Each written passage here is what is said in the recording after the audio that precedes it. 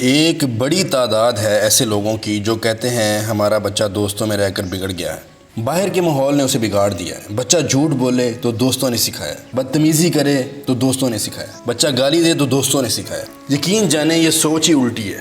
در حقیقت بچے کے بگڑنے کی وجہ والدین کے اپنے فرائض کی عدم ادائیگی ہے۔ شروع سے ہی بچے کی تربیت کو اہم فریضہ سمجھا جاتا، بچے کی پرورش کو اولین ترجیح دی جاتی تو یہ بچہ دوستوں میں جا کر کبھی خراب نہیں ہوتا بلکہ دوستوں کی اصلاح کا سبب بنتا۔ بچہ پیدا ہوتے ہی دوستوں میں نہیں جا بیٹھتا، پیدا ہوتے ہی اس کے دوست اسے لینے نہیں آ جاتے، پیدا ہوتے ہی آوارہ گردی شروع نہیں کرتا، پیدا ہوتے ہی سگریٹ نہیں پکڑتا۔ کم و بیش شروع کے 10 سال تک بچہ مکمل والدین کے ساتھ اٹیچ ہوتا ہے، اور یہی وہ دورانیہ ہے جہاں اکثر و بیشتر والدین عدم توجہ کا مظاہرہ کرتے ہیں۔ بچہ جب پیدا ہوتا ہے اس کا دل و دماغ بالکل کوڑا کاغذ ہوتا ہے کہ جو دیکھے گا سنے گا وہ اس پر چھپتا چلا جائے گا۔ اب ہم نے اس کاغذ پر کچھ نہیں لکھا، زمانہ لکھتا چلا گیا۔ اگر ہم بچپن میں ہی اپنی تربیت اس کاغذ پر اتار دیتے تو زمانے کو برائیاں اتارنے واسطے جگہ ہی نہ ملتی۔ جب ماں اور باپ نے اپنی تربیت شروع میں ہی بچے کے اندر اتار دی تو یہ بچہ خراب لوگوں سے مل کر خود کبھی خراب نہیں ہوگا بلکہ خراب لوگوں کے لیے اصلاح کا سبب بنے گا۔ ہمارے معاشرے میں تربیت کے نام پر رسمی جملے دہرائے جاتے ہیں۔ بیٹا جھوٹ نہیں بولنا بری عادت ہے،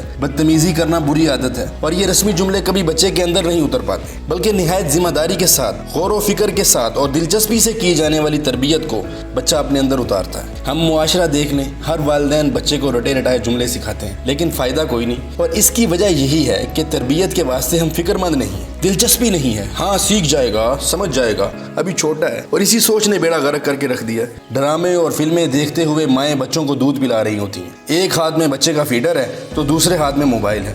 ذرا سا بچہ رونے لگ جائے تو ٹی وی کھول کر دے دیں گے، موبائل ہاتھ میں دے دیں گے، اسے کارٹون لگا دیں گے۔ کوئی موسیقی سن کر بچہ ہاتھ پیر ہلانے لگ جائے تو سارے گھر میں خوشی کی لہر دوڑ جاتی ہے۔ اب وہ ماں اپنے بچے کی اعلیٰ پرورش کیسے کر سکتی ہے؟ اس کی خود کی زندگی ڈرامے، فلمیں، موسیقی، شاپنگ، گھومنا گھمانا، فیس بک یہیں تک محدود ہے۔ ایک نظر باپ کی ذمہ داریوں پر ڈالیں تو بس وہی رسمی معاملات کے بچے کے خرچے پورے ہو رہے ہیں، ضروریات و خواہشات پوری ہو رہی ہیں، پورا دن کام میں مصروف، گھر آئے کھانا کھایا، بچے کو ایک راؤنڈ لگوا کر پھر دوستوں میں مصروف، اور پھر گھر آ کر موبائل میں مصروف۔ اسی طرح دن، پھر ہفتے اور پھر سال تک گزر جاتے ہیں۔ لہٰذا اس بچے کی تربیت کا جو سب سے اہم دورانیہ تھا وہ والدین نے اپنی ہی مصروفیات، اپنی ہی مستیوں میں ضائع کر دیا۔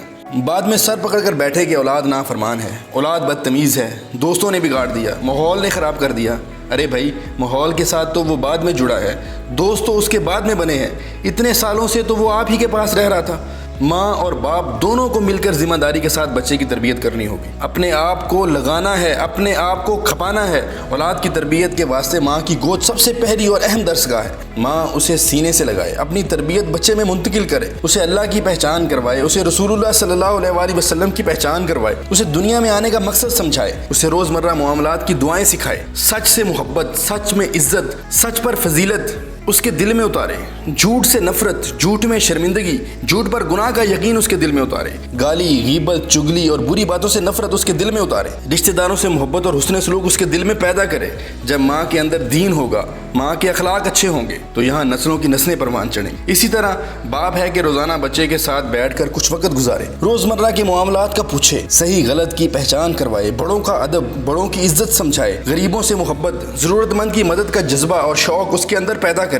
اس کے سامنے یہ ٹیلی ویژن، موبائل، ڈرامے، فلمیں وغیرہ کا استعمال بالکل بھی نہ ہو۔ اس کے سامنے لڑائی جھگڑے، گالم گلوچ، شور شرابہ بالکل نہ کریں۔ بچے کے سامنے سب سے آپ جناب سے بات کریں۔ بچہ ذرا بڑا ہو جائے تو اسے نماز پر اپنے ساتھ لے کر جائیں، اسے لوگوں سے ملنا جلنا سکھائیں، اچھے کام پر اس کی حوصلہ افزائی ہو، فارغ اوقات میں بٹھا کر رسول اللہ صلی اللہ علیہ وسلم اور صحابہ کرام رضوان اللہ علیہم اجمعین کے واقعات سنائیں۔ ایسے ماحول سے نکل کر آپ کا شہزادہ جب باہر کی دنیا میں آتا ہے تو کبھی باہر کے لوگوں سے خراب ہو کر نہیں آئے گا بلکہ ان کے لیے اصلاح کا سبب بنے گا، ان کے لیے خیر کا سبب بنے گا۔ جہاں جائے گا اپنی اچھائی چھوڑ آئے گا، جہاں جائے گا والدین کا نام چھوڑ کر آئے گا۔ اور یہ شہزادہ دنیا میں تو والدین کے لیے سربلندی کا باعث بنتا ہی ہے، لیکن اپنے اچھے اعمال و کردار کی بدولت والدین کے انتقال کے بعد قبر میں بھی ان کے لیے راحت و سکون کا ذریعہ بنے گا۔ بچوں کی تعلیم و تربیت اور علمی و ادبی ویڈیوز دیکھنے کے لیے ہمارا channel the art of teach subscribe کیجئے اور ساتھ والا بیل آئیکن کا بٹن دبانا مت بھولیے گا تاکہ ہر آنے والی اپڈیٹ آپ کو بآسانی ملتی رہے۔